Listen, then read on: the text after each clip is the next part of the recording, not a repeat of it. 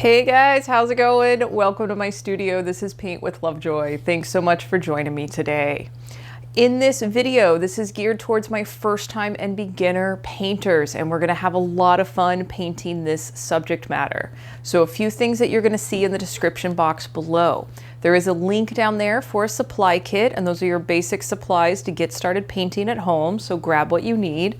What you're also going to see in the description box below is a link to what I call a traceable. And a traceable is a way for you to get your initial image on your composition before, or on your canvas before you even start painting. And for my first time and beginner painters, this is a nice way to not have to stress about drawing, and you can focus more on the process of painting. Another thing that you're going to hear and see a lot in the videos that I create, you have full permission to change up colors, switch out the composition, change it, make it your own, even if you paint something entirely different than what's in the instruction. When you are kind of a little more comfortable with the painting process and you want to jump your skills up to the next level, check out my online school, Paint with Lovejoy, and check out the Paint Your Pet course. On that, you'll dive in a little bit more to a value scale, and it is geared towards first-time painters, but you'll learn about your dark spaces, your highlights, and your main color. And when you paint something that you love, like your pet, you actually put more energy into it, and you're going to learn a lot more. So when you're ready to take it to the next level, check out those courses on my online school. So I think we've actually talked enough. Let's go ahead and jump into the process of painting.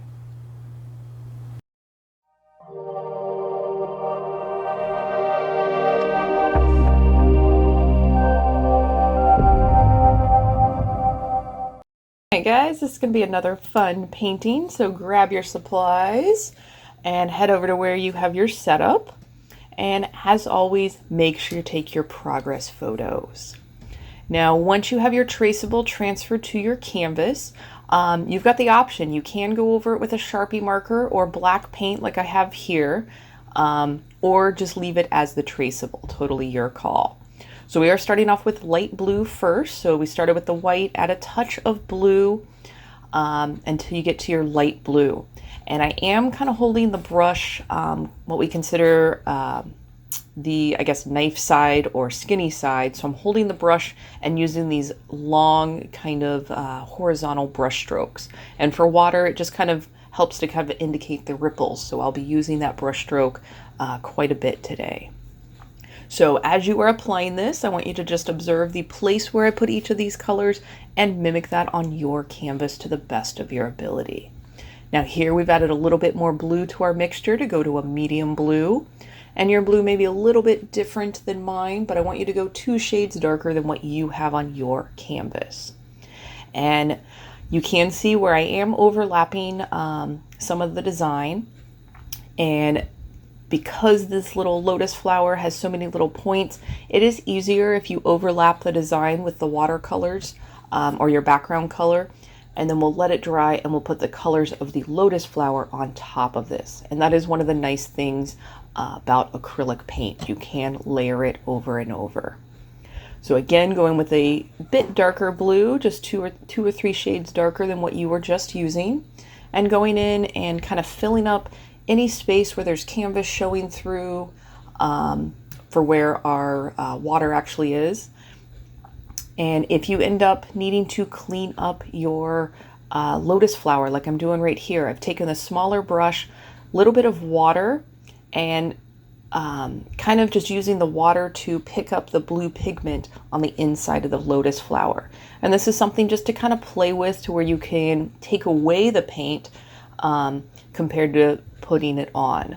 So you can wipe it off with a paper towel if you need to, or you can fully skip it and just let it dry and then paint your lotus colors on top of it.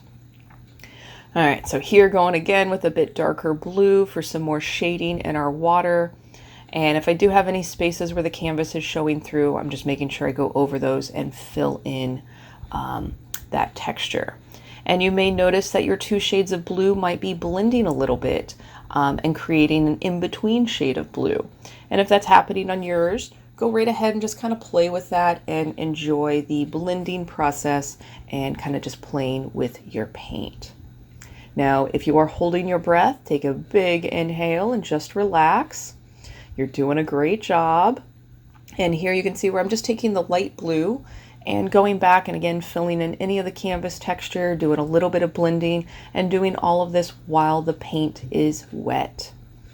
So we will do the same thing as we move into the lily pads. All right, so pause the video, take your progress photo. We're going to move into yellow and green. And your call. I kind of am doing about a 1-to-1 ratio, but if you want more of a spring green, add more yellow. And if you even want to use just the dark green, go right ahead.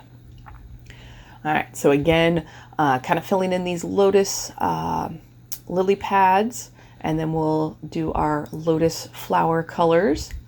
And I am using student grade paint, so you can actually see how transparent that paint is. And because this channel is geared towards first-time and beginner painters, I do use the supplies that I recommend that you use. And for student grade paint, you've got two options. You can either apply all this and do a second coat, or you can apply it a little bit thicker, and that will give you a bit more opaque coverage.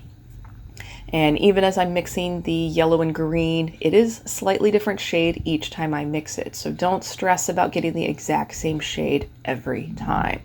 We are going to be putting more paint on top of both of these, all three of these sections actually. Basically, while you're painting, just kind of get lost in the process. You're a little 5-year-old for while you're painting and just escape the world for a little bit. So here, just kind of using the brush and the water and cleaning up the tips of my lotus flowers so I can apply the paint and not have to apply it super thick to compensate for the colors underneath. And again, the more that you paint, the more you'll find your own little tricks, your own little style, your own ways that painting works for you. So it's not about doing everything that I do, but it's about just learning new skills for yourself.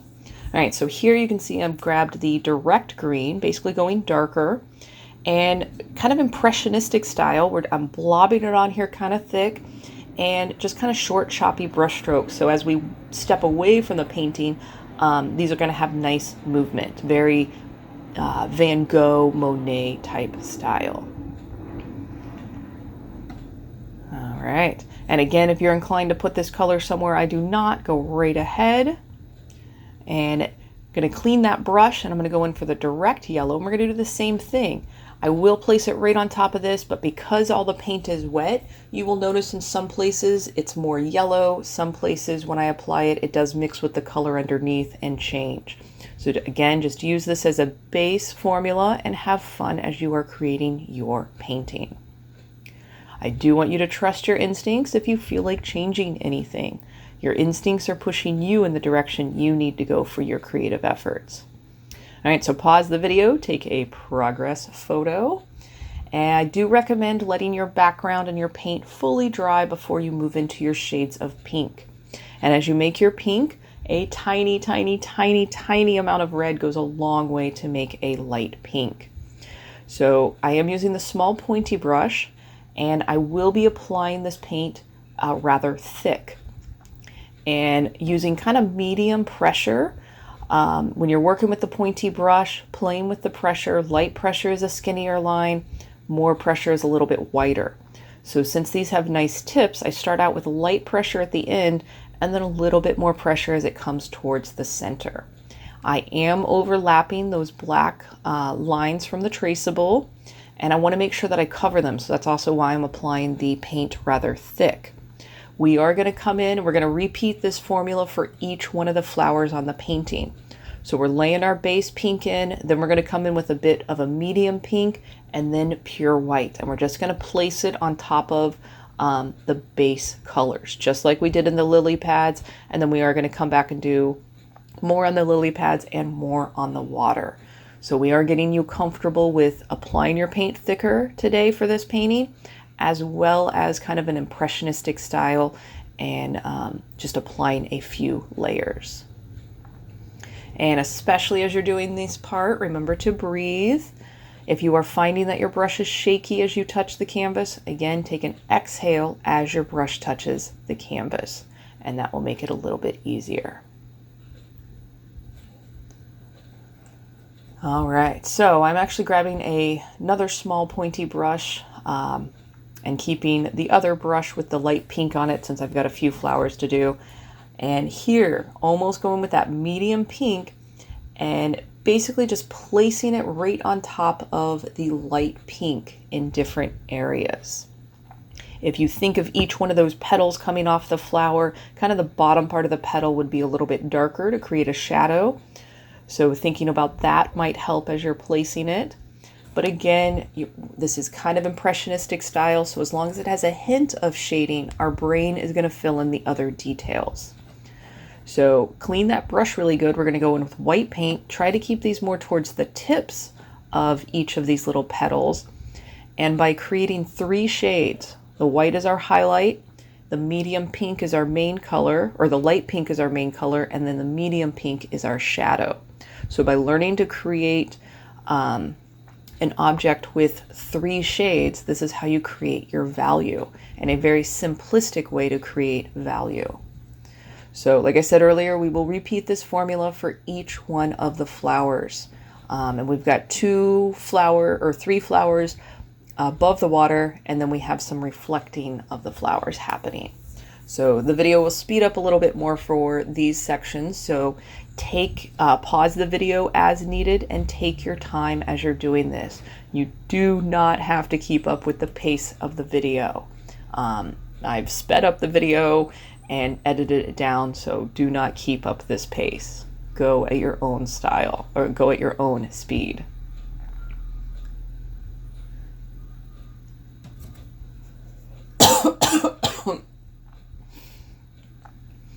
All right, and again, same thing. We've got our base of our light pink, and then a shadow with medium pink, and then highlight with white. You're doing great. You're an impressionistic style painter. It's a really fun way to paint, so try not to think too much. Just get lost in the process. If you're painting with friends, get lost in, just conversing and while you're creating this. But painting is a nice escape from the world, and I highly recommend that you find creative outlets on a monthly or regular basis. I want more relaxed, chilled out people in the world, and creativity is a way for each individual to find their way to be a little bit less stressed. And we can all use that, no matter where we're at in the world. All right, so here you can actually see I was working on 2 of the petals at the same time. If you are painting fast enough and you can do that, go right ahead. Otherwise, take your time and go 1 flower at a time. You're doing great. I'm proud of you.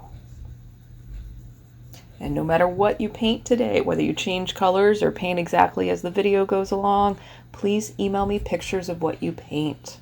I love seeing those, and when I show other students or other potential students or post them on social media, your guys' work gives so much encouragement and empowerment to other people to try painting. All right, so here you can see we're basically just going right over the water with this pink for the reflection. We are going to put some water lines on top of it. And again, this just kind of demonstrates the nice ability of layering acrylic paint. So I added the reflection, so we've got 4 reflections for each one of our flowers. And then same thing, putting in the darker red.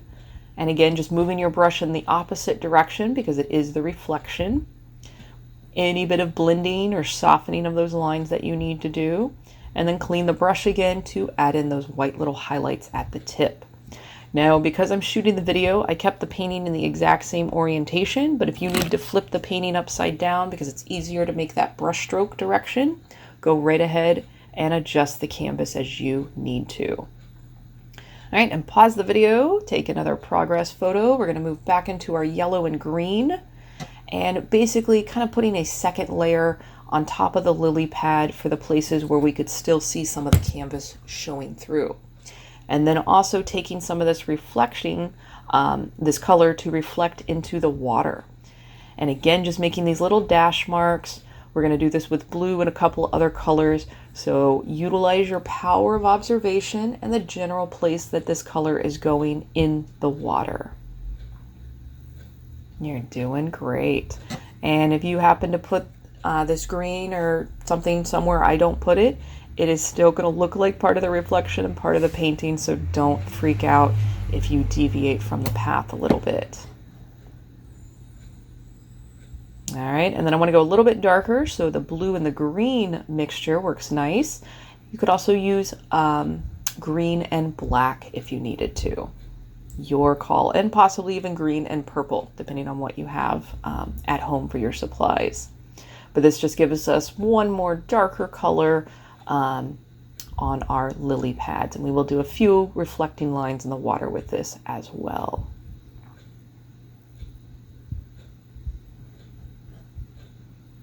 All right, doing a great job. I'm really proud of you for painting at home. And like I said earlier, don't wait too long to do your next painting after this one. You'll find that a lot of stuff that you learn in this painting, those skills will show up in your next painting. All right, so now I've moved into just that direct dark blue, and I'm using that middle flat brush and using just the end of it to make some of these long lines. And if this is too much or you don't like this brush, you can move down to the pointy brush, treat it like a pencil, and just use the tip of the brush to create some of these long lines. And we're imagining that these dark blue lines are like the ripples on the water. So we are overlapping the reflecting green of the lily pads, as well as overlapping this blue on top of the reflection of the flower. And by putting these lines on top of the reflections, it gives us that sense of depth that we have the flowers and the lily pads on top of the water. And this is part of the fun thing about painting is I tell all my students, you are a magician. You are creating the illusion of a 3D object or scene on a flat 2D surface. And some of these tricks and things that you learn about color help enhance that illusion on this flat surface. So smile at yourself a little bit for being a magician and creating all of this, and be proud of yourself. You're doing a great job. And hopefully for the time that you have been painting, you've forgotten about the rest of the world for a little bit, you've forgotten about your daily life, and you focus just on this canvas. And that is the absolute best aspect of painting. And that is why I encourage so many people to paint. And that is why I teach primarily first-time and beginner painters. This is a valuable skill for your own mental sanity and just to keep a balanced life. All right, so clean that brush really good. We're now going to take that pure white and we're going to be putting some highlights in. Same thing for the water. We're going to overlap those reflecting objects, and sometimes putting this pure white right next to some of that dark blue gives us more contrast. So you can wait and let your blue dry and then add the white, or you can jump right into adding the white, whatever you feel comfortable with. All right, looking good. And here I'm actually mixing a little bit of white, green, and yellow. And again, just going a little bit lighter, one more shade lighter for the lily pads. So if you need to add more white to yours than I have, go ahead and do that, but you basically want this to be the lightest color on the lily pads. So a bit more contrast like I'm doing right here, going a little bit lighter. So again, adjust what you need for your creative process. All right, oh, and we do need stems on our flowers, so yellow and green, and then just take the stem, start at the base of the flower and just pull it into the lily pad. Again, it does not have to be perfect. It's just giving the illusion that we do have the flower attached to the lily pad. So great job, you guys. I hope you enjoyed it, and I look forward to painting with you the next time. Cheers. Hey guys, how's it going? I hope your paintings turned out really nice. I'm proud of you. I hope you are proud of yourself, and I hope maybe the concept of painting isn't as scary as maybe it was before you did this painting. So like I said, I'm really proud of you. As you're uploading your videos to social media or your pictures to social media, please tag me at or hashtag paintwithlovejoy, or email me your photos, paintwithlovejoy@gmail.com. It truly is through your pictures that I post on social media and you talking about these videos to other people that has helped this channel grow, and it encourages people that have never painted before to give it a try. And if you found a lot of relaxing qualities after going through the painting process, please share that with your community so that they can have those relaxing qualities as well. If you have any questions, comments, or things that you would like me to paint in the future, please just leave a comment below and I will add it to my production list. And check out all the other videos I have on here, as well as my online school, and keep your creative efforts going. All right, so thanks so much for taking time out of your day to spend with me. I really appreciate it, and I look forward to painting with you in the future. Cheers.